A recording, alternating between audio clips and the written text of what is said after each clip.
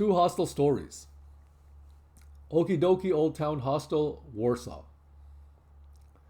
On this episode of True Hostel Stories, I'll be discussing my experience staying at Oki Doki Old Town Hostel in Warsaw, Poland from June 4th to June 7th. The names of the individuals, if mentioned, have been changed to respect privacy. However, all events described did occur in real life and nothing was added or taken away. These stories are real. On my first night staying at Oki Doki Old Town Hostel, I was assigned a room which I shared with 3 other roommates. Throughout the course of my stay, several people came and went, but a few characters stood out. For my stay, I was given a lower bed while another guest stayed on the upper bed. The guest above me was a solo traveler. I'll call him Deepak. Deepak was from Stockholm, but ethnically he was from India. Just like Armpreet, who I met at a different hostel several weeks prior, Deepak was a cool guy to talk to.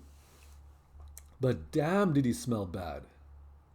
His stench wasn't as horrid as Armpreet, but this guy's aroma was still like onions and armpits. So much so that I considered buying some air freshener and leaving it on his pillow. Although I was invited to explore Warsaw's restaurant scene with him, I kindly declined, knowing that I would not be able to stand being around Deepak's onion and armpit odor in any environment. On my second day, a guest from the Netherlands came to stay in the dorm. I'll call him Vishnu. Vishnu was on the upper bed of the opposite bunk. While he seemed like an alright guy to talk to, he was in a completely different time zone and a completely different mindset when it came to respecting other guests. And while he was born and raised in the Netherlands, his ethnicity was Indian as well. Vishnu would come into the dorm after a night out, usually past midnight, and would turn all the lights on while we were trying to sleep.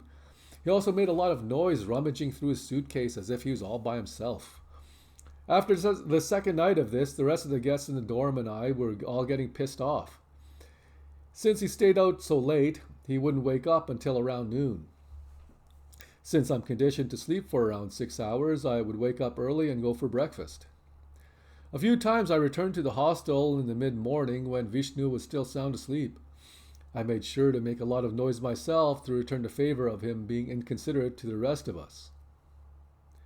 I want to thank you for tuning in. Please like, comment, and subscribe.